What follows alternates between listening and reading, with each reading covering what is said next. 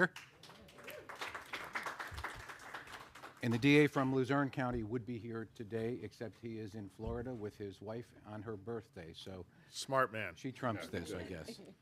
And our county commissioners who work together almost seamlessly, which is a wonderful thing in county government. Ernie King, Tom Henry, and Rick Wilbur is the chairman. Thanks, guys. Our mayor of Tunkhannock, Stacy Huber, also a veteran, so thank you for that, Stacy.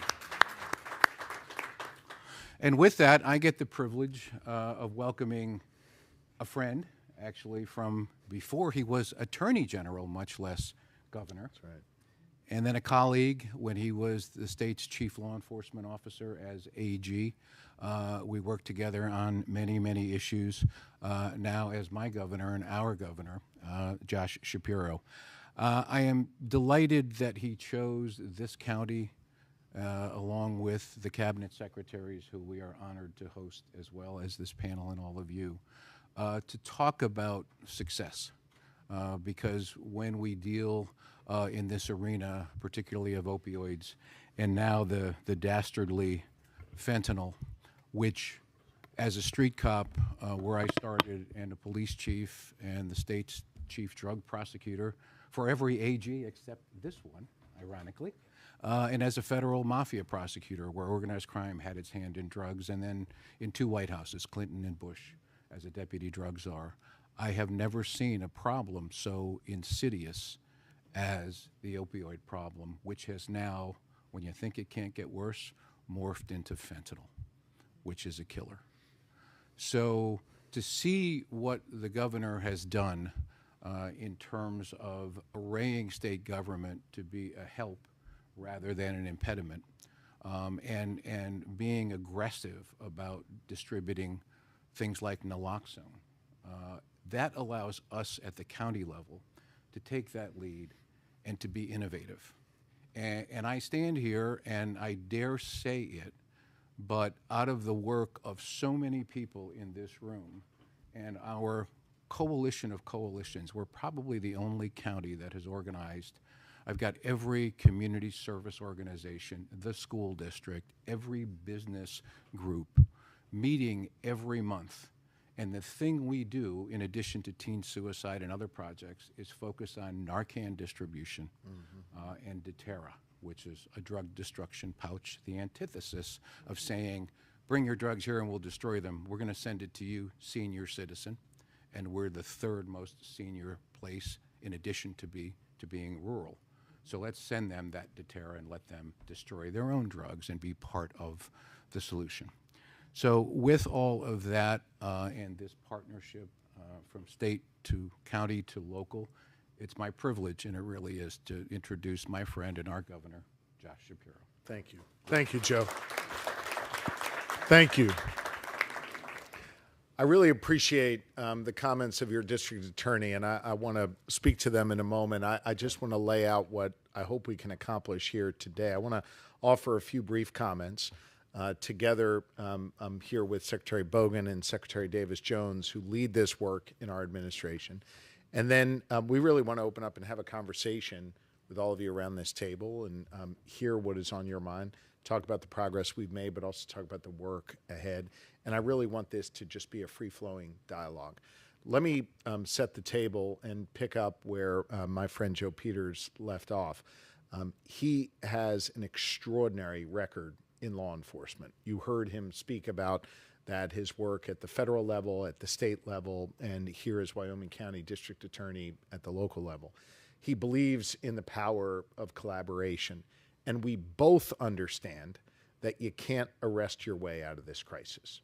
Notwithstanding his extraordinary legal background and his work combating, criminal mischief in our communities, he understands you've got to have an all-of-the-above approach where everyone comes and works together. It's got to be multidisciplinary. And so I want to just commend your DA for understanding that and for implementing it and using the power of his office, not just to make an arrest, of which I know you make many, but setting the table for real collaboration. We are sort of unlikely, buddies in this political environment that we all find ourselves in, where things can always seem just too darn divisive. And we have shown an ability over many, many, many years to work together. And I think that's what the good people of Pennsylvania deserve, and that's what we've tried to model. And so I appreciate your leadership very, very much. And I will tell you that this is not my first time here in Wyoming County. It's not my first time in this building. I wanted to be back here today. I think I was here the first time in 2018, then again in maybe 2022 or so, 2021, 2022. I want to talk about the progress that we've made, and I want to be really, sober-eyed about the future challenges that we face. You heard me speak a moment ago relative to Joe and his leadership about the importance of collaboration and the importance of a multidisciplinary approach here. That's the approach I took as Attorney General of this Commonwealth. Serving for 6 years, we arrested over 8,000 mid and high-level drug dealers across our Commonwealth. We launched LETI, the Law Enforcement Treatment Initiative, which I'm proud is now up to 34 counties, where someone who is in need can walk into a facility like this, can walk into a police department, can walk into a county office and not fear the risk of arrest, but rather raise their hand and say, I need help. And now you've got wonderful county leaders and others trained to get them the help that they need. If someone has the courage and the strength to ask for help, we need to meet them more than halfway, and LETI is doing that. In addition to that, we understand that while an arrest may be made at the street corner, the real problem started by greedy executives in pharmaceutical company boardrooms many, many years ago when they lied to the people of Pennsylvania. They lied to the American people about the addictive nature of things like OxyContin and these other pills that oftentimes lead people down a road of addiction. And so I took on, as your Attorney General, those CEOs, I took on those corporations and brought over $2 billion back to the Commonwealth of Pennsylvania and earmarked it for treatment and related services. Importantly, when we divvied up those dollars, we made sure that 15% of those dollars, 15% of that $2 billion, went to Secretary Davis Jones's office, the Department of Drug and Alcohol Policy. But 85%, the lion's share, were driven out to the counties because we understand at a local level, and you heard the DA talk about this, you all have your act together.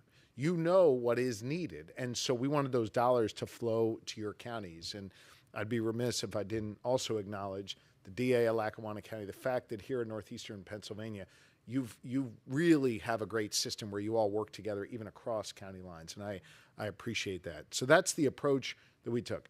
Hold the greedy corporate executives accountable, make sure law enforcement is there to make an arrest and to have an open hand to help people get the support they need. Back when we were doing this work together when I was Attorney General, we were losing 14 and a half, almost 15 Pennsylvanians every single day. And I must tell you that it was, for me, not only a tragedy in the loss of life, it was emotionally gut-wrenching to listen to the moms especially talk about their children's battle with addiction, talk about how it started maybe with a sports injury, taking their kid to the doctor, learning that their kid needed a surgery and then given a few pills to help them get through the aftermath of the surgery. And next thing you know, that child was addicted, and this parent is walking around not only with a child who's battling, but also the guilt that a parent feels by putting their child in that position. I say that not just as your governor, but as a father of 4 children. That is emotionally gut-wrenching. And those moms hung with me, and their plight hung with me, and that's why we worked so hard in a collaborative way to do this work. 15 Pennsylvanians a day around the year 2020. I came back here today in part to acknowledge that we, and the we is not just my administration, the we is all of us, we have made extraordinary progress. Today in Pennsylvania, we're not losing 15 of our neighbors anymore. We're losing 6 of our neighbors every single day. And while that is cause to acknowledge the good work that we are all doing together and celebrate that, no one should leave here feeling as though the job is done, because we're still losing 6 Pennsylvanians every single day, which is 6 too many. So I think what we're doing is working, but we've got a lot more work to do. And so I came back today to try and best understand what it is that the community needs from us. how we can be of more assistance. Under Secretary Davis Jones's leadership, and you heard the DA talk about this, we've driven out a significant amount of dollars for Narcan. We've driven out a significant amount of dollars to support overdose prevention, $40 million to be able to help increase the number of professionals we have providing counseling and related services by paying off their student debt to enable them to get into the profession they love the most. And I think we've got 2 here just in Wyoming County who benefited from that. So the investments we're making are working, but we also need to hear from you what else we need to do and how we need to continue to drive this issue forward. So we're back here today to continue the conversation. I want to thank this community for your great leadership, for being a model for the rest of the Commonwealth on how to do it, and we're looking forward to hearing from you. So with that, what I'd like to do is just go around the table. Everybody can briefly introduce themselves, and then we should have a conversation. I'm going to ask the secretaries to dive in and engage on this, and ask everybody around the table to give us your thoughts as well. So with that, go to my old friend Ashley here. We've been at this together for a while. I'd love for you to start us off. Tell us who you are. Tell us what brings you to the table here, and then we'll go around to Michael next, and so on and so forth. All right. So my name is Ashley Bunnell. I'm the clinical director of Endless Mountain Extended Care, so I work in treatment inpatient men's residential facility. However, struggled with addiction myself for years and have been in recovery for 13. This affects my personal life, my professional life, all of the above. And you've done amazing work in this state and helped in this county. And I enjoyed doing the LEDI program, which I've seen, affect many individuals in a positive manner. So. Good. Thanks for the invite. And when I say my old friend, I mean for many years. I should have corrected the record there. Oh, yes. I'm not that old, but. No, you are not. You are not. As I said it, I'm like, there's a more artful way to say that. Thank you. Thanks, Ash. Great to see you. Great to see you. It's working okay. Yeah. So I'm Michael Arty. I am the current Drug and Alcohol Program Administrator. Covers Luzerne and Wyoming counties. I served as the Deputy Director since January 2021 and became the head honcho here in this past summer. I come from a mental health background, which I started in 2007. I did that for 12 years. I've really embraced the system we've set up here in the 2 counties to support our clients, the individuals in need. Ashley's place is a great resource for our people, but I can't speak enough to just, from the CEOs all the way to the bottom to the peer support staff. It's been an amazing experience, and I'm glad to be a part of it. Great. Thank you. Madam Secretary. Good morning. I'm thrilled to be here. I'm Dr. Deborah Bogen. I'm the Secretary of Health. I'm a pediatrician by training and experience. Came as a secretary with about 3 decades of pediatric experience, and my clinical experience is very relevant to this conversation in that I cared for infants and families impacted by substance use, particularly infants withdrawing from opioid exposure in pregnancy. So I'm happy to bring that clinical expertise as well as the secretary expertise, I hope, to this conversation. So thank you for having me. Thank you. Good afternoon, everyone. I'm Dr. Davis Jones, Secretary for Pennsylvania's Department of Drug and Alcohol Programs. I must say that this has really been my life's work. For the past 30 years, I have been focused on all things substance use. I've done all the jobs, right? Prevention, intervention, treatment, recovery supports. It's been a part of how I identify my personal life's mission, but also professional. And so when the governor asked me to come join him, I was thrilled because there was synergy, alignment, and so I'm excited to be here today to have this conversation. So thank you. Thank you. Amanda? My name is Amanda Moyer, and I'm a nurse in the Community Health Center here. I am also a 4th-generation Wyoming County resident who unfortunately has had the experience of losing 2 family members in the opioid crisis. I also have the great privilege, though, to work alongside the community stakeholders here. I'm co-chair of our Child Death Review Team. I'm on our Wyoming County Action Group, I think we're deciding it should be called because there's so much action involved. I have the great privilege of serving on our Opioid Settlement Trust Fund Committee.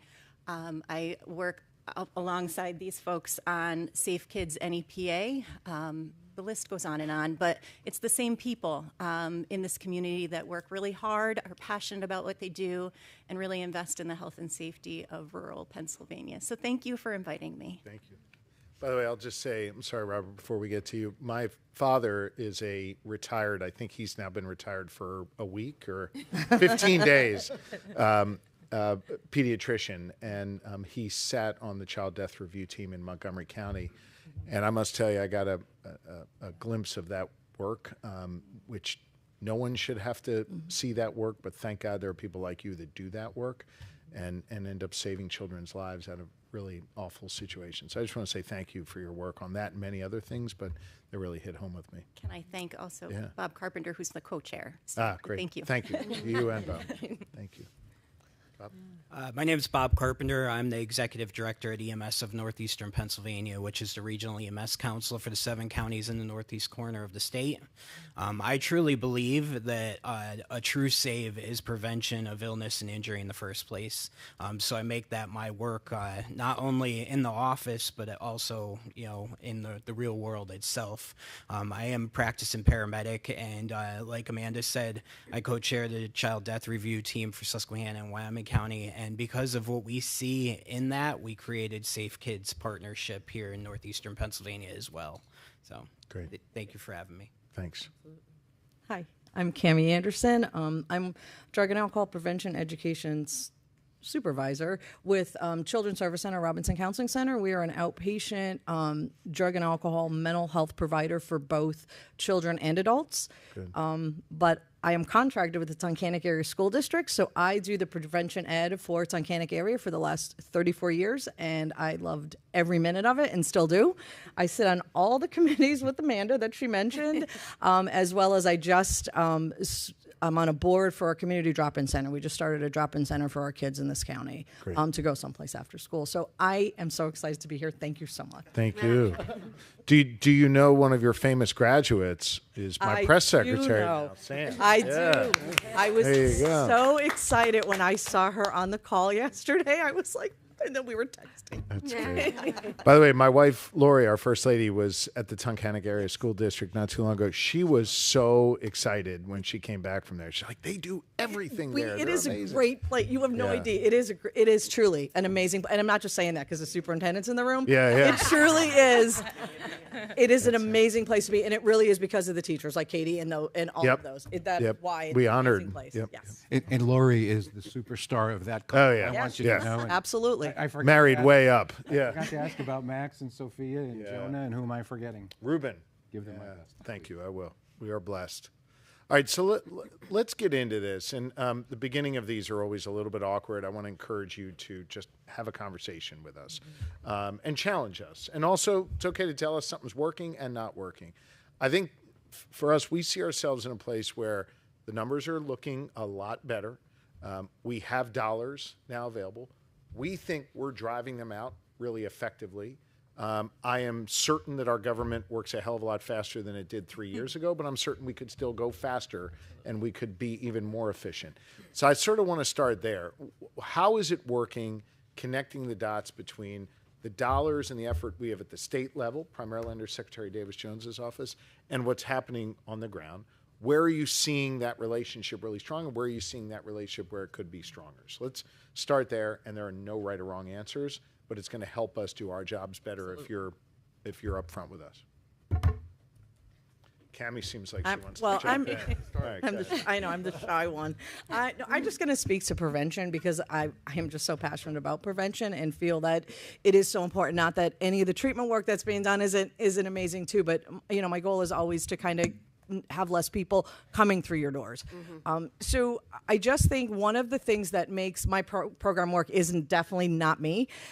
It is the fact that I am in that district 5 days a week. Those kids can find me anywhere. I see those kids in kindergarten. I start with, classrooms on medicine safety. I go all the way up to their graduation. So those kids know me and then everything in between. And I think that's kind of when I talk about Tunkhannock, what makes Tunkhannock special is we're at everything. Teachers and myself, we're at football games, we're at plays, we're at everything. So I think kids don't really care what you know until they know that you truly care about them. They can't know that if we have somebody that comes in doing prevention once in a while and then leaving. I think funding needs to be so that all counties, all school districts could have a drug and alcohol person sitting in that school. I just think that's what works. It's certainly not me. Anybody could be in Wyoming County, Tunkhannock, doing what I do, and it would work great. It's because I have the opportunity to be here every day. Let me ask you a question. So part of what I've been really purposeful about is getting dollars into school districts to hire mental health counselors. We've put $300 million in so far. Over 900 school districts have hired mental health professionals. That is working. Is that different from what you are suggesting we need, and if so, how? Yeah, well, so my funding is just different. So we're like drug and alcohol prevention. There are mental health people that I work very closely with. So this is truly just doing like education. I also do intervention. I work with kids who violate the policy. But I also do a lot of, probably the most important work and the stuff that I love the most is I work with kids whose families have struggled, who may have someone who struggled or lost somebody to addiction. It looks much different to have somebody come back from recovery and be mom and dad again, or to watch your parent die or find your parent dead and never have that opportunity. I grew up in a house of chaos, as I always say to my kids on my caseload, like, yeah, we grew up in chaos. I am blessed today to be the person I needed in high school. So that is, I'm not in mental health. Please don't get me wrong. Mental health is vital to our schools. But I think there's a lot of kids out there that struggle too. I have so many kids on my caseload from first grade on up that have a parent either incarcerated or have lost a parent or a parent in active addiction being raised by kin. So I think that's where it's different. So this is in addition to the mental health counselors. And is this someone who's at the school, and 5 days a week? Yep, that is my position, and I have a staff of 6, and they are in most, 6 Luzerne County schools. I'm in the Wyoming County, one Wyoming County school.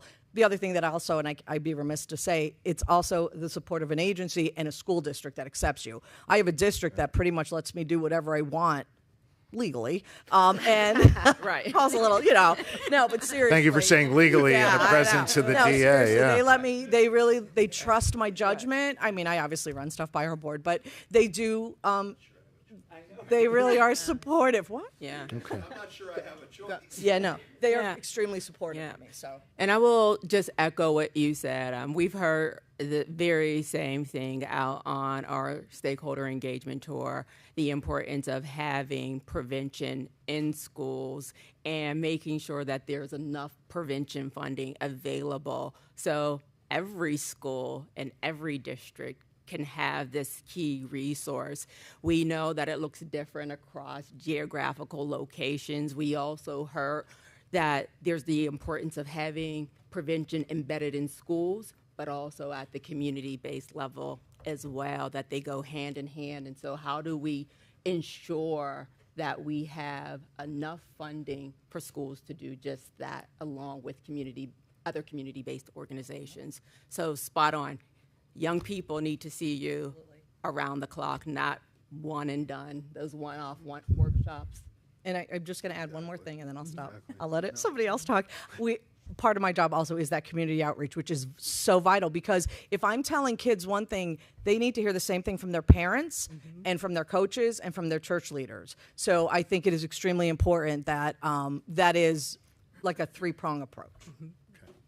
I would just offer a commercial on behalf of the Pennsylvania Commission on Crime and Delinquency, which I think the DA served on in a prior life. We have hundreds of millions of dollars that we've driven out to community organizations, church groups, rec centers, et cetera, that do some of this work to keep kids safe. So I want to make sure your county commissioners, others are applying for those dollars, and Drew can work with you separately on that to make sure that we're connecting the dots for you. Everybody knows Drew. Thank you. What else? I want to touch on the staffing of that, because we talked about the staffing, and the student loan repayment program that you're doing is something that is extremely beneficial, because the people who work in substance use disorder are often underpaid, right? So with the underpaying, going on to school for their master's in rehabilitation, like myself, I put myself in $100,000 of student loan debt. So that program was a game changer for individuals, because often the turnover rate for substance use disorder, and working as the professional in there, the turnover rate is so much because the reimbursement doesn't meet up, and then individuals aren't paid to put somebody in the school 5 days a week. You know, it's difficult. So that is something that's working. Good. That I wanted to talk about. Good. And those two counselors who kind of went through the process here in Wyoming County, they're good, they're happy, like it worked out for them? Do you happen to know them? Or? So I'm one of them, I think. I didn't want to, Yeah. So I'm one of them, and it worked out for me, because the other thing with that is you have to sign with a drug and alcohol facility for 5 years post, which encourages even more development. And my boss got one too, who owns the facility. And I know that 10 other people applied, and I'm just so grateful to have gotten that. But I know it makes a big difference, because I have counselors who are hired who have a bachelor's who won't go on for their master's because they can't afford the debt. You know, so the debt is a big offset. Like, they don't want to do that. And then they stay in drug and alcohol. Or we hire more peers, and peers are great, but they're not clinicians. You know, and we talk about mental health and drug and alcohol, and we separate that conversation, but that's the same conversation.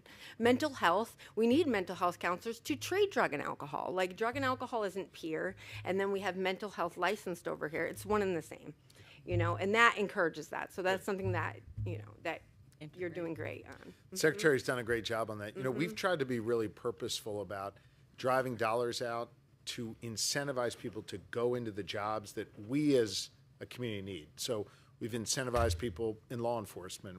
We're working on incentive for firefighters. For some reason, the legislature hasn't done that yet. We're going to get them to do it this year. We've done it with home health care aides. We've done it with teachers by creating a student teacher stipend, and now actually our number of teachers is growing for the first time in a number of years in Pennsylvania, and of course with counselors. So we're working really, really hard on this, and we welcome your ideas on how to make these dollars, you know, be even more impactful. Did you want to jump in, Joe? Unless someone else has a comment. I would just follow up on the retention in this field. Again, it's not just drug and alcohol field, mental health as well. You know, if you go around the schools locally, there's not a lot of people looking to get into the human services field, and I don't know if that's because people are seeing what's going on in the news and about funding not being secure. Maybe they were warned, don't go in that field. It's stressful, and you don't make what you could in doing certain fields, but. I think I agree. My provider network would agree that we discuss this often, is keeping the talent we have. We have some great talent here in both Luzerne and Wyoming County, which I'm involved in. There's not a lot of quality talent banging down the door to get in. So we have a lot of gaps to fill, but we definitely want to retain the quality people that we have across the network. So, are there things beyond the student loan repayment that would allow you to help people who are maybe a little further along in their careers? They don't have the student debt, but something where you thought, boy, if I had this tool, I'd really be able to hang on to these folks. Reimbursement for providers. Like, I'm just going to throw that out there. At the provider level, to allow providers to kind of incentivize maybe, it's at their discretion what they want to do as far as incentives for their staff, but, that's definitely a start. And we will think about that. That's a great question, and funnel back to you and the Secretary's ideas that I know will come out of this discussion along that line. The thing I was going to mention, Governor, when you said, what can we at the state level do? What can you as Governor and Cabinet Secretaries?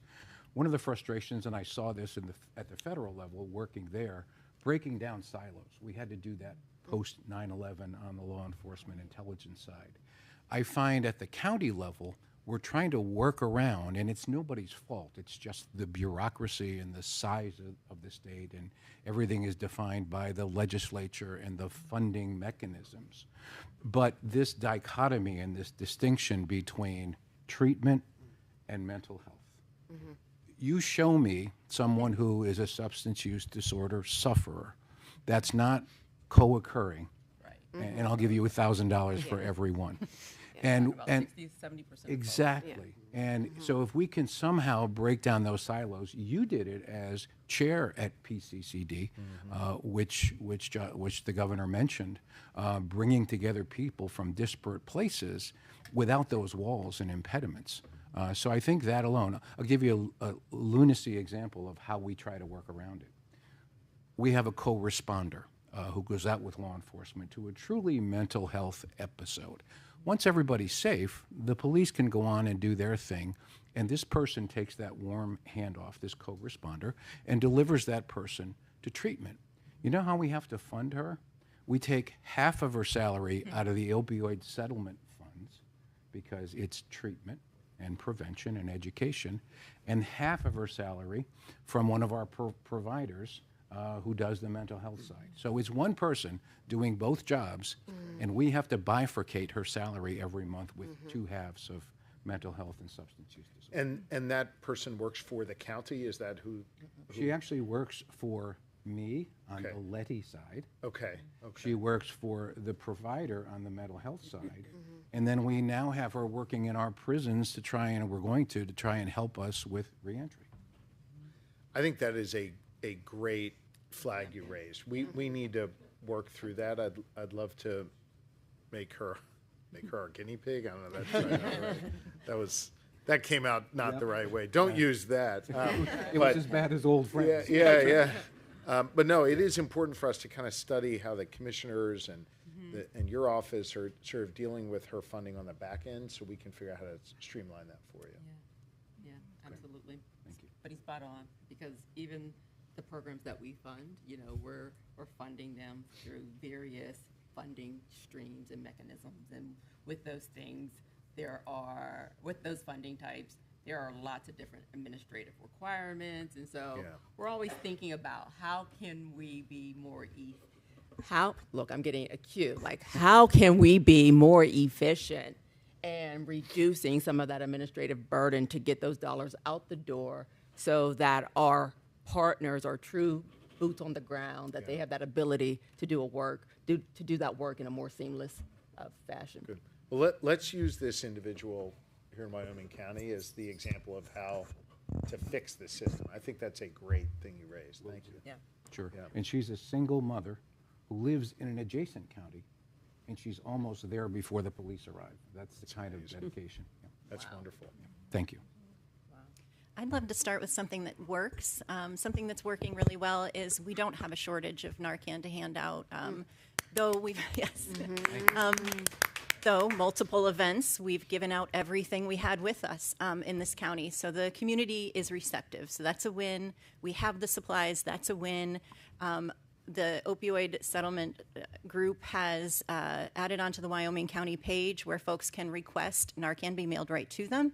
They can request Deterra packs be mailed right to them. That's a win. There's also a win to be able to give it out in the State Health Center, because that's a completely universal space. It has nothing to do with the courthouse or law enforcement. I'm just a nurse. So you're going to come talk to me. I'm going to tell you how to use it to prepare to save yourself or someone else. No questions asked. So we have enough Narcan in our county at the moment. I'm grateful for that funding.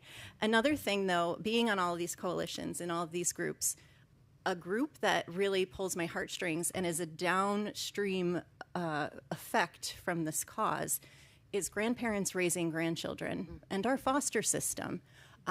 These are the folks, I hear stories about how they're refinancing their houses in retirement to be able to give kids shoes for back to school, and how the kids that they are taking care of and trying to keep safe have just the same needs and wants as any other kid in the county. So it would be great if we found a way to bring them forward bravely to let us know what their needs are, and also find an avenue to be able to fund some support for these grandparents that are trying to step in the gap and are already grieving possibly the loss of their child to the opioids. And now are helping children through this grief. So they're really, they're holding up a lot, and they're trying to stop the generational effects of this. So they have a really big job to do. So if we can partner with them, that would be great. I want to give Dr. Bogen a chance to just talk about the health centers. I know she was happy to hear you say that, but what is stopping the dollars from flowing to that grandparent? What is the bureaucratic sort of, not there that we need to undo? Would you feel better prepared You're to answer doing great, that? So honestly, this is a silo issue. They don't feel safe to come forward. They are hurting. So we will say things like, "Hey, children and youth is really a helpful resource in our area," and they kind of cower back. So first of all, whenever we've tried to do something, the numbers don't come. Second of all, we're talking about tapped out grandparents that are trying to run these groups and then also need to be able to apply for funding or have the right, what is it called? Help me out. We just explained this this week. The avenue that they would need to be able to get grants. They need to establish a 501c3. Yes, thank Yes. you. That's what I'm talking about. So now you have somebody who is retired, possibly taking care of a parent, and running kids to activities in school and whatnot, and trying to be there for other people in their community and figure out how to establish these groups. So if there's an entity that can take them under their wing to support them so that they can get the funds to them. I mean, they've come asking for things from paper towels to toothpaste to you name it, basic needs. They are at a disadvantage at every turn. I had a gentleman the other day I was speaking, and he said, "I'm so glad you raised the issue of grandparents raising grandchildren, because I am a great-grandfather, and I'm raising my great-grandchildren because I have lost to addiction and crime the 2 generations between me and my great-grandchildren. And their problems are they're not computer savvy, God bless them, I am barely. They're working still. We spoke with someone yesterday who took a loan on her house in retirement to hire a lawyer to prevent the father, who's got his own issues, from taking those children from her, and she is the only home and love that she has. Her perception, true or not, is that the word children and youth is mentioned, they're going to take away my children, which is a perception issue. And they don't feel like they are treated fairly when it comes to some of the agencies, that the fosters are taken care of, the kinship folks are taken care of. But we as grandparents, raising our own blood, out of our own love and heart, are not getting the support from the state.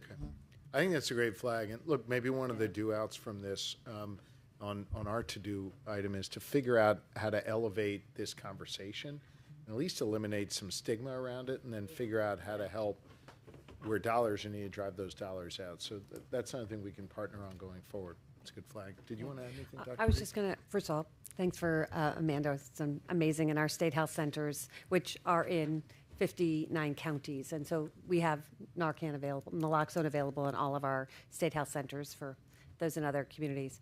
But this conversation about grandparents raising children is not unique to this community, right? It is across the entire state. I certainly saw it as a pediatrician frequently.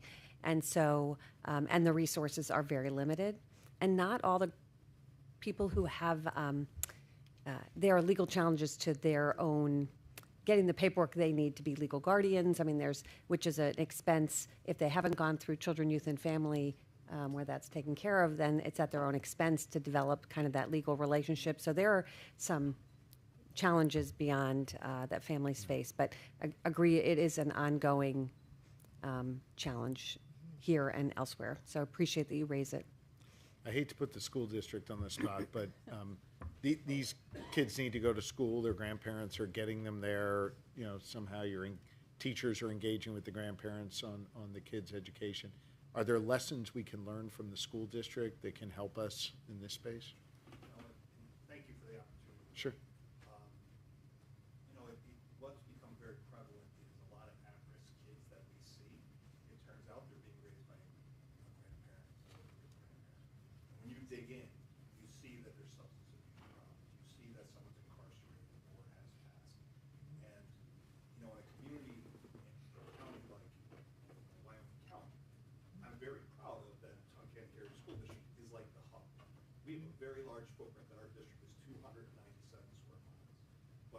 where does everyone come? Everyone comes to the school. Every event is held in the school. So in a lot of ways, we become the front line in identifying who's really, and I'm very proud of our partnership with CAMI. You know, we pay for CAMI, our portion of CAMI salary out of Title IV federal money. With our PCCD, we actually took our PCCD money, and I think you'll be very proud of this, we hired a trauma counselor. That's great. Never have before. Because what we realized is, in addition to our school counselors and our social workers, that when a student goes into crisis, unless it happens for various reasons, almost daily, you know, when that student gets sent somewhere and is dealt with the crisis, when they come back, you can't expect everything to just be right. Normal. So now we have a full-time in-house licensed, trauma counselor that we're utilizing that money for. And thank you very much for that, because that's been a huge help. But when you get in our faculty is real good at getting to know our students, it becomes real obvious who needs help. Okay. And we work very closely with our agency partners, trying to help to as many people as possible. Okay. Thank you. Yeah, I would say that. I would say that too. That they're very quick to refer to the right place, and if they don't know, our school counselors are amazing. But those kids are identified early. I have in touch with our primary school counselor almost daily. She finds out there's a grandparent involved. They lost to somebody to overdose. So I'll jump in, or I'll get our trauma counselor or another counselor involved. So they do a great job of identifying those kids. Can you talk a little bit about the student assistance programming that's happening? So are the staff members that are involved in those programs, are they duly trained in sort of drug and alcohol and mental health? So I'm actually a trainer for the state.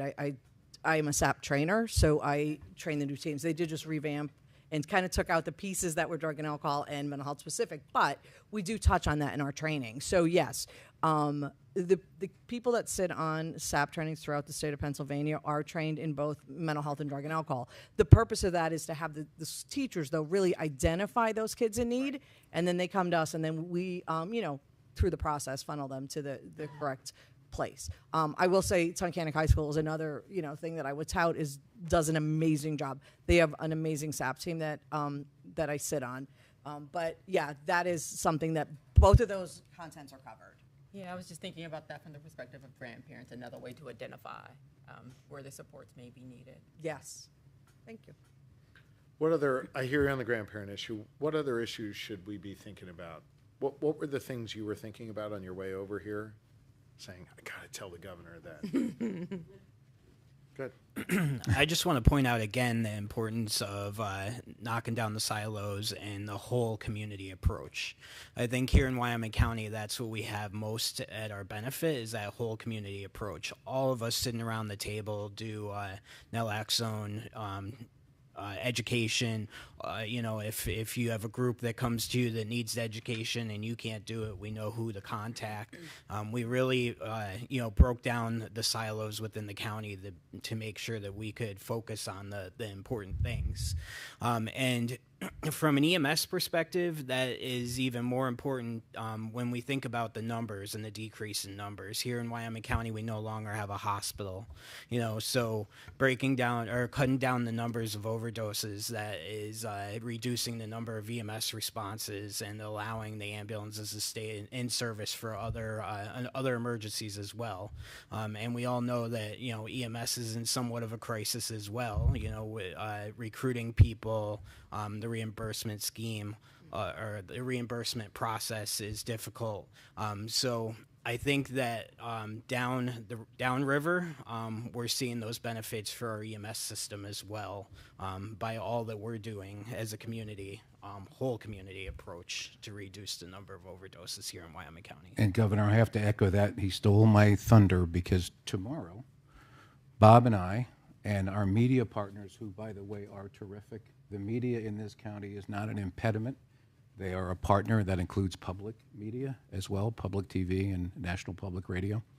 And we are, one of the ancillary impacts negatively in a county like ours that you don't see in Montgomery County or Allegheny County is the fact that we have a dying EMS service. We have ambulance companies that are closing. We do not have a hospital in this entire county. So we want to talk about that output unintended on our EMS services. So we're going to use our opioid settlement money thank you very much, as AG. And we are going to try and reimburse our ambulance services to keep them limping along for the cost of the call whenever they resuscitate somebody. And then use that as the driver to help them recruit and retain volunteers, because you have a heart for firefighters. You mentioned it earlier here today. You're trying to work with the legislature. There are few paid EMS responders. We as police get taken care of. We as firefighters in larger areas get taken care of. In this county, almost everyone, firefighter and EMS ambulance, is volunteer. Yeah. Wow. And just to tack onto that, we have, farmers coming off the farm going on EMS calls, and a call that used to be a half hour to an hour long is now 3 to 4 hours because we're transporting significantly longer to get to a healthcare center. So it's a pretty big impact for our first responder community and our EMS system here in Wyoming County and across the region, really. I think it's smart that you want to use your, and I don't want to weigh in on how you all decide to use it, but I would just say I think the concept is smart, and I think it makes a lot of sense, particularly given the challenges. Yeah, great. What else? Actually, I want to ask you a question. You prefer Bob or Robert? Bob. You're now. Multiple people have talked about how well this county works. Joe began his comments saying that you've got all 3 county commissioners here, you got mayor, you got people of all parties here. Why does it work well? I mean, what can we learn from Wyoming County that we can take with us to other counties maybe where it's not working as well? What's the secret sauce? I think the big piece is, we're able to network and get to know each other and know what resources are available. I mean, there's a ton of resources, and many people don't know that. So coming to the table and working together through problems, it's not just one perspective looking at what that problem is, but it's multiple different perspectives. I mean, somebody might ask, why is the EMS guy on the panel for the opioid epidemic? Well, it's an important piece, and when I was working full time as a paramedic, I didn't always know where to push those resources. And in my position now, I'm kind of able to get to know all those resources, and I always focus from a regional standpoint on educational opportunities that aren't like the sexy topics, but the things that are really important. And from a regional perspective, I'm able to get that information from this whole community approach and from all the contacts that I make, and able to push education out there on these things that aren't necessarily taught in an EMS curriculum. Okay. We don't talk about so much soft skills, and how to be compassionate, and they're really the most important things. So focusing on that stuff across the region, across Wyoming County, is important. I will say that having our commissioners extremely involved, our DA, all of these working pieces are so important, even when we're trying to fix the EMS problems across the county, across the region. I have other counties that I oversee as well, that things don't work quite as seamlessly. And we're trying to work towards that, but it takes a little bit of time. But it takes all those different important pieces in order to put the puzzle together, in order to fix the problems, and not just EMS problems, not just opioid problems, but all of our problems within a specific area. And we have the ability, Governor, and when I was introducing those in the room, and I did it off of Drew's card, so if I missed anyone, but those that aren't here, we can call our Congressman, Muser, and Mike Maribel, his representative, is here. I got a call this morning from Lisa Baker. Please tell the governor I would have been there, except I have this commitment. I got a call from Representative Tina Pickett. Basically the same thing. I would have loved to have been there. And it's that kind of working relationship, not only here, but that you have sort of transitioned to Harrisburg and government. So and by the way, Lisa and Tina are wonderful. We work with them on a number of things, and Lisa actually chairs the committee where a lot of these dollars go out. So you're blessed to have her in your community. Anybody else want to? Well, I do. Good. I said I wasn't talking about. Yeah, good, Cammie. Here I go. But about this community, though, I want to go back to that. The other thing is everybody's approachable. So I truly I have DAP, I'm the drug and alcohol prevention person in the district. I have the DA's cell phone number, and I'm texting him things. I called Bob and said, if the roads are bad tomorrow, I'm going to need you to pick me up. And the commissioners are the same. I know the commissioners are the same way. Everybody's approachable. It's not one of those they're here. And Yeah. So we could just go to each other and get stuff done. And I think that's what really is the secret sauce here. That's great. The egos. There's not a lot of ego. It's all about Get stuff done. That's important. I heard you say that. I'll pick on your commissioners. By the way, we'll see how well they really get along. Okay. One of you, not all three of you, you decide which one. Give me your thoughts on this, because I think it really speaks to your collective leadership. Well, I'm the minority commissioner. Okay. Attorney King. And Yeah. I'm not treated as a minority commissioner, okay? And the main thing is that I was elected by the voters to do the voters' job. Yes, it's great to have the party behind you, but that's not who elected me. The voters do. Yeah. And I'm very, very adamant about working with these guys, and I have no problem working with these guys. So we work together.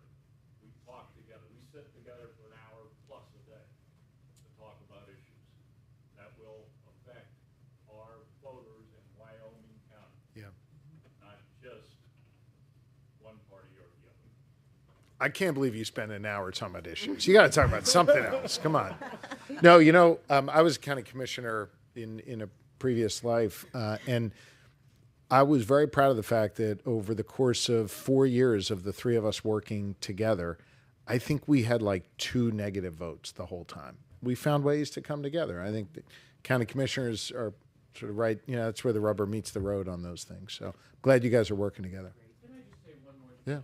This community has the biggest heart I've ever seen. We do all work together. If we need something, we can pull from anyone, any one of all you guys.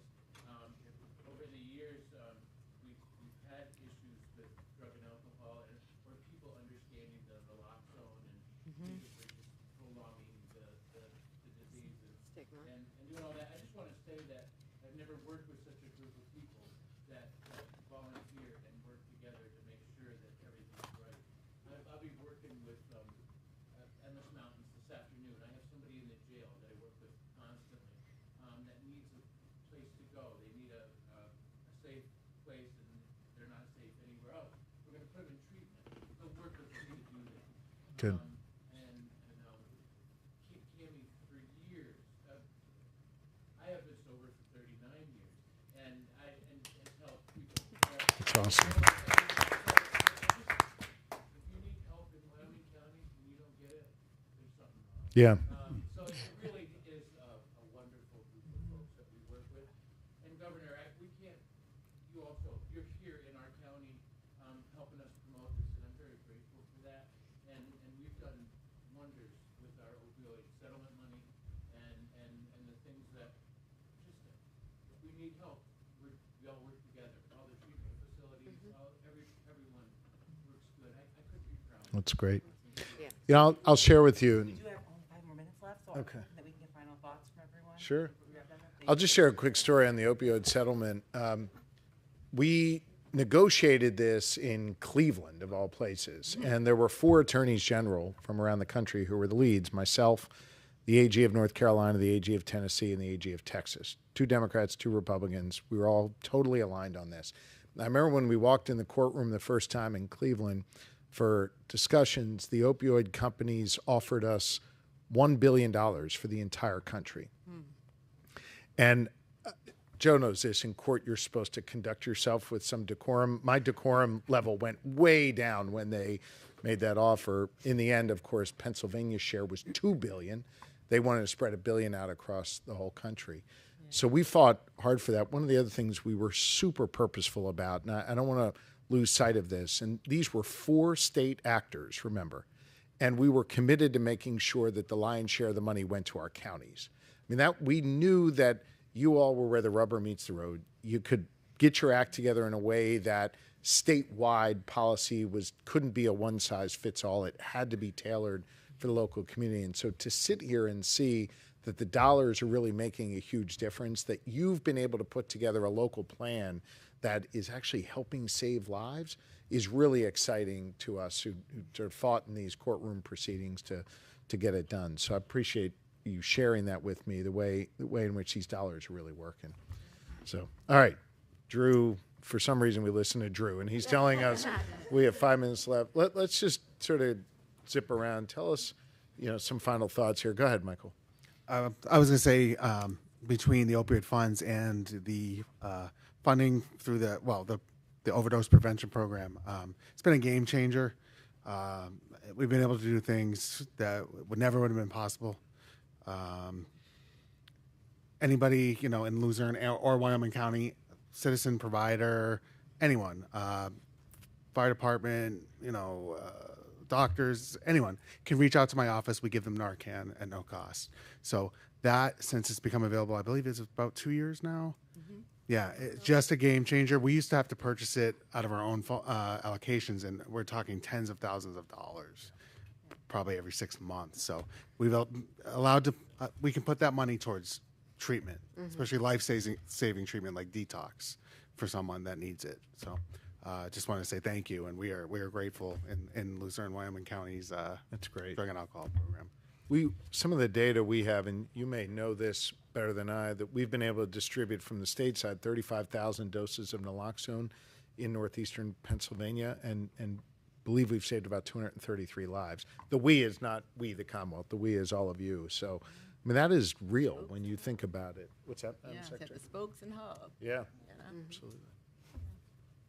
So my take back from everything is professionally, I think we're doing good at the county. The only thing I would want to do better is stigma on the individual with substance use disorder, the individuals with mental health, the grandparents. Like when we talked about it, the running theme is stigma and has been the conversation for 15 years. But it's difficult for people to come to these discussions because of the media, because of the press, because of the stigma that we have on this. Yeah, I think you're right. Look, we've been saying this. The fact that you got your chief law enforcement officer of the county here acknowledging that we all think drug addiction is a disease, not a crime, that's a big deal. Big deal. That is a big deal, and that is not the mindset everywhere, and that certainly wasn't the mindset 10 years ago. And I think that speaks volumes about the way in which this county is operating, and I think it speaks to the progress that we've been making, the lives that we've saved.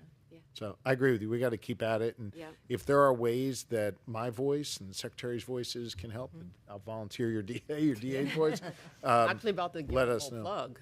We do have an anti-stigma campaign for Pennsylvania. It's called the Life Unites Us campaign, and it is so focused on removing the stigma associated with having a substance use disorder. So we'll make sure that everyone gets that information.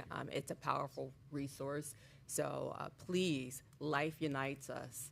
I think it's .org or .com. LifeUnitesUs.com. And how does it work? What does it accomplish? Oh, actually, we have a series of influencers across the Commonwealth that actually share their stories, their recovery stories, sharing the hope and power of recovery. My team is saying something. Go ahead. They want me to talk in the mic. They're like, please use the mic. And so it's a collaboration with Penn State University, Public Goods Project, and Shatterproof. And it really is centered around using social media and social influencers to spread the word and to reduce stigma. And free to the good folks here. in Yes, Wyoming it's County. free. Okay. Oh, you got it? You got it. And I'll say the counterpart is that, as a healthcare provider for many years, stigma's alive and well in healthcare, and we really need to address that. So one of the things the Department of Health has done is put out educational modules that are available through Train PA, specifically around stigma in healthcare and how to reduce that.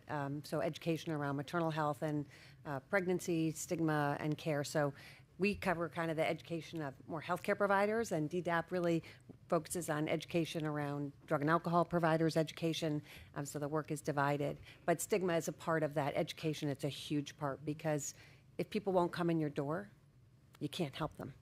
And Doc, where can folks access those resources? So Train PA, which is the website that has that, and it's the continuing education website where our EMS workers get their training, and where we provide it for healthcare providers, nurses, doctors. Great. Yeah. Great. Thank you. Amanda? So I would just end by asking us all to not let our foot off the gas. As our numbers improve, can we just stay this focused? Stigma, for sure, needs to be something that we break down silos. But in anything, if we take our focus off of it because we feel like we're doing better, as Dr. Bogen and I were talking earlier, issues re-arise, and this is one I don't want to see re-arise. So thank you for everything that you've done to help us get our numbers down, and thank you for coming today. You're welcome. You're welcome. And as I said at the top, we should celebrate our collective work, and what we're doing is working, but we can't let up until that number that was 15 is now 6 is 0. That is our goal, and we got to keep working at it. So I appreciate you saying that. Bob?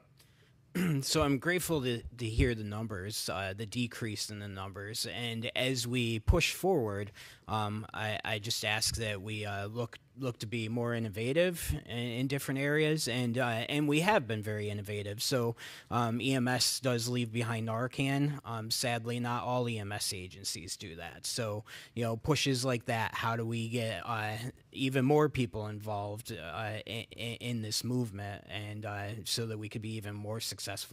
And next time when you come see us in Wyoming County, we have the numbers at 0. Good. When they don't leave it behind, why? I think we go back to Dr. Bogen's stigma. I really think it's stigma. We had a conversation with the regional council directors about this a couple of months ago, actually, specifically about how do we get all of the EMS agencies to do it. So we do have funding for education around naloxone and response to opioids that we're working with the EMS agencies on. But again, it is a conversation we're having with all the regional council directors, because we ask that exact question: what is keeping people from doing it all the time? Okay. Well, that'll be another do out here that we've got to follow up on, and maybe, Bob, you'll talk to one of those people with a camera and look in the camera and explain why you leave it behind, and we can share that around the Commonwealth as a way to correct that behavior. So thank you. Thank you. And I was just going to Tammy, echo Bob. you really need to come out of your shell. I know. and tell us what you think. I'm working on it. Yeah, you went to the Drew Popish school. I did. I just echo Bob.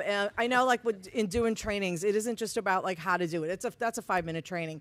Let's remind people this is somebody's someone. So this is somebody's mom, dad, brother, sister that you could save a life, and it's the easiest way to save a life. So, and the other thing, what I was going to say before Bob, I thought, oh yeah, that's important. Thank you for coming, and thank you guys for making this important. And Yes. so you have no idea how we appreciate it. Absolutely. We appreciate it. Joe? Best place on earth. Thank you, Governor. I'll just conclude by saying 2 things, if I may, please. Sure. All the things we talk about, all the innovation that you lead, that we try and implement and maybe even improve upon, works. You heard from a county commissioner who admits, no stigma, proud, let me help others. I'm in recovery for 20 plus years. That's right. I just left my office, and next door to me is an ADA who was arrested by the Office of Attorney General and in state prison until she, with the help of drug treatment court, put herself through college, through law school. She's now a single mom who is my ADA. She is an evangelist for treatment court and second chances, and she is a tenacious prosecutor of those who deal drugs and who would affect children. And as to the 800,000 or so doses of naloxone, and thank you, Madam Secretary and Governor, 2 of those, one weekend ago, I got a call about 10 o'clock at night from a local fire chief. Got to stop giving that number out. And Tammy gives it out. he said, do you have any more Narcan? I have 1 left, and my folks just saved 2 lives. Can I get some on Monday? I said, no, I'm coming to the firehouse now, and you'll have it tonight. But without that education, without you providing it for us to give to them, those 2 lives 2 weekends ago would not have been saved. So the proof is in the pudding. Finally, there are 67 counties, any one of which you could have gone to today. To talk about success, it's not always easy, and you don't have many successes as a governor to talk about. But you chose to come here. Well, I know he's getting blank done, but he still has to deal with Drew. But you chose to come here to talk about our innovation, and it's really a credit to everybody in this room and you, so thank you for coming. Thanks. I appreciate it. Let me see. Let the secretaries offer some final words. Now, Drew's gonna kill us for trying to. But no, I will just say, Governor, under your leadership, we are making progress because you are allowing us to invest in proven life-saving strategies. A part of this work, each and every day, we're trying to ensure that Pennsylvanians in all zip codes have access to prevention, treatment, recovery support services, along with overdose prevention supplies. So thank you for giving us that ability to do this work each and every day. And I just want to say thank you for everyone in this room and you, Governor, for recognizing that a substance use disorder is a chronic relapsing disease. It's a medical condition. It's not a crime. It's not a moral failing. And the fact that we're all here today, pulling our resources together to make this work happen, I'm so extremely proud. So thank you, Governor. Thank you. I'm just going to agree with Dr. Davis-Jones, but also I think the other part of the administration that I think is really unusual is how well we work together across agencies. And that was a message I got when I took this job. I remember you telling me that you expect all of us to work together, that it was your expectation. And I think part of the success of the administration really is that has been the expectation. And, we work with Dr. Davis-Jones and with our Human Services Secretary and Insurance. It really is a multi-agency response. You can't, as you all know, you can't all do it by yourself, right? It's everybody working together, and that's true at the state government too. So thank you. And I also will tell you that the farm show, which I know you all is going on right now, awesome. We have a table for the Department of Health, and the naloxone is flying off the table. We have given away hundreds and hundreds of doses at the farm show. That's great. So that you'd like to know that, along with the cute pets. I'll just close with this. Thanks for welcoming me back. Thank you for the incredible progress that you're all making. And thanks for giving me an opportunity to see some light in the midst of a lot of darkness and challenges in our communities and in our politics today. I don't mean to be political, but I think we can all agree that there's just too much division and there's too much challenge. My wife Lori and I try every day to take a walk together. And sometimes it's really early in the morning and sometimes it's 11 o'clock at night. The troopers hate when we do that. But part of what we do on every walk is talk about the kids, talk about us, and then we talk about our days. And one of the common themes when we talk about our days are, hey, I was here. By the way, when she was in your school district, I heard all about it. But I was here and I saw these people doing amazing things. And it has a way of just filling up your cup and driving you to have more purpose in your work and being excited to get up the next day and start all over and continue to push hard. And so I just want to thank you for the inspiring work you're doing. There are 67 counties. We chose to be here in Wyoming County today because A, we know we got a lot more work to do, but B, there's a lot we can learn and be inspired from in the way in which you all are doing your work. So thank you for giving me the privilege of getting my cup filled up by all of you. Thanks for giving me something to talk about on my walk late tonight with Lori when I finally see her, and just continued success in the work you're doing. We have a number of do-outs on what we need to do. I want to give some more thought to the prevention counselors issue and how we might be able to uniquely fund that in our schools, separate and apart from the mental health counselors. I understand the importance of addressing the grandparent piece, and some of that's going to be education, some of it may be dollars, or at least getting the dollars we already have flowing to them. So we're going to have to work on that. Glad you have enough Narcan, but we're going to stay on that and make sure that that supply continues. I think the stigma pieces are going to be important for us to continue to address, the EMS pieces as well. And again, your DA is an expert on this, how to access the dollars at PCCD to drive back here. We will continue to make sure that those dollars make their way to Wyoming County, and you'll let us know what you need here. But again, just thanks for giving me the privilege to come back to your community, to learn from you, to be inspired by your work, and to now hold this up as an example to the rest of the Commonwealth of how we can continue to make progress. Again, going from 15 lives of our neighbors lost every single day to 6, and now hopefully going to make even more progress from there. That's something we should celebrate, but it's also got to drive us to keep going, keep pushing, and I certainly will as your governor. So thank you all for having us. We appreciate you. Thanks. All right.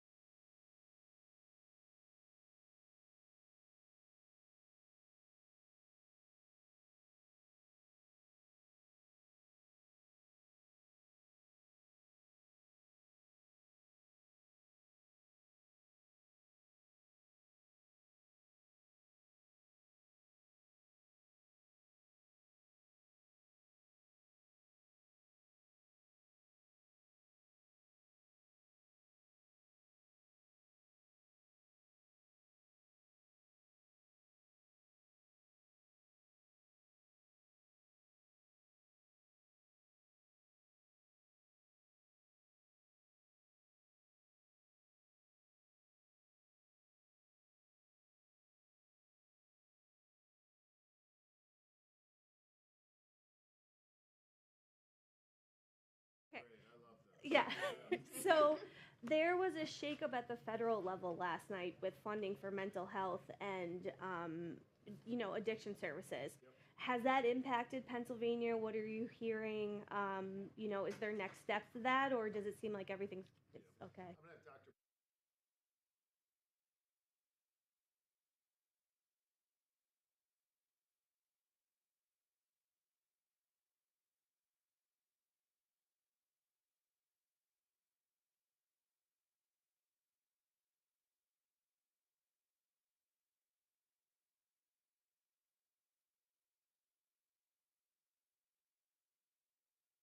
Continue to stand up to ensure that dollars, whether they go to helping people with addiction or making sure that our air is clean to breathe and everything in between, that those dollars make their way to Pennsylvania. We do have an update on this particular line item, so I'll ask Dr. Bogen to share some thoughts. Thank you. Thank you so much. So we did receive initially a notice that we had lost 2 of our grants, but I'm happy to say that this morning we received a note saying they had been restored. So I know that's been reported across the country as well. So Pennsylvania has received back the funding. Sure. Thank Great. you. Yep, thanks. All right, now I have an off-topic. Okay, go ahead. Okay, so I have been covering since July many public meetings about data centers. And a lot of residents are concerned about these developments specifically close to their homes, close to their schools, and they feel somewhat let down at the state level. And I'm just wondering if you can respond to kind of their concerns and, do you feel that there is an appropriate place for data centers in Pennsylvania, specifically Northeast Pennsylvania? I think it's critically important that local voices be heard in this process. And whether it's a data center or some other business, it needs to be sited in a place where it can spur on economic growth and economic opportunity for a community while not negatively impacting neighbors or negatively impacting our environment or our air quality or water quality. And I think it's really important to strike a balance on all of those things for data centers or other developments. I think what's important is what's happening here in northeastern Pennsylvania, really across different parts of our Commonwealth, where neighbors are being afforded the opportunity to be heard from, typically at a township or a county meeting. Those voices are then integrated into determining what the plan should be or whether the plan should not go forward. And I think the more local voices are heard, the better for this process. Do you think there's guardrails that the state government could kind of put on these developments? A lot of times you have lawyers coming to these meetings without a tenant at the table, without kind of, real detailed plans about what these could be, but yet they want them to be maybe 500 yards from a school. I think it's a really thoughtful question, and one that I want to follow up with you more on for the following reason. We are getting ready to announce numerous standards at the state level that we hope local communities will be able to use as a guide to evaluate whether a project is in keeping with the needs of a community and the Commonwealth, or whether it runs counter to. We hope that would not be a directive to local governments, but rather a guide to local governments as they go forward and assess whether or not a project should occur in their communities. So stay tuned on that. We should have more to say about it over the course of the next couple of weeks. Thank you. Thank you. And I would say that as we're working through this process, we're hearing from local voices who are informing our process. Thanks. Thank you. Hi, Governor Shapiro. So we are seeing ICE enforcement across the country making headlines. Even, leaders across cities here in Pennsylvania speaking out regarding ICE enforcement. About a week ago, we reported on some rumblings we were hearing regarding an ICE facility potentially being built, the 5th one here in the Commonwealth, in Lower Schuylkill County. Yeah. Just your thoughts on the enforcement ramping up across the country and the potential of that center coming right here north. Well, first, I hope the federal government does not put that center here in northeastern Pennsylvania, period. Second, I will tell you, and I know that the DA understands, the way you create a safe community is by building trust between law enforcement and the community. I have immense respect for law enforcement. I made a commitment when I got elected as governor that we would hire 2,000 more police officers, both state police and supporting the hiring of municipal police across Pennsylvania. I think we're up to around 1,900 at this point. We'll eclipse that 2,000 number. At the same time, and you heard us talk about some of this here today, We also have invested hundreds of millions of dollars in violence prevention initiatives and other supports for the community. What that accomplishes is recognizing that to deal with safety issues in your community is in part law enforcement and in part community supports. And we've brought those two sides together. Why have we brought them together? Because we create trust in a community, and with trust comes safer communities. What you are seeing with ICE showing up, for example, in Minnesota, not at the invitation of the governor, not at the invitation of the local mayor or local jurisdictional leaders, is an action that eviscerates the kind of trust that is needed in a community. And I think it is really important that here in Pennsylvania, that we preserve and protect that relationship between law enforcement and a local community, and that trust that we have all worked so hard to build. You heard before folks talking about how they've got the DA's phone number. And I'm sure if the police chief were here, they'd say the same thing about the local police. That is the way you strengthen trust. What the president is doing, what others are doing, Secretary Noma is doing, I think is undermining the trust in communities. And we're going to continue to work hard to bolster that trust here in Pennsylvania and try and stop ICE from coming in and undermining that in our Commonwealth. Thanks, guys. Okay? Thanks, everybody. Thank you.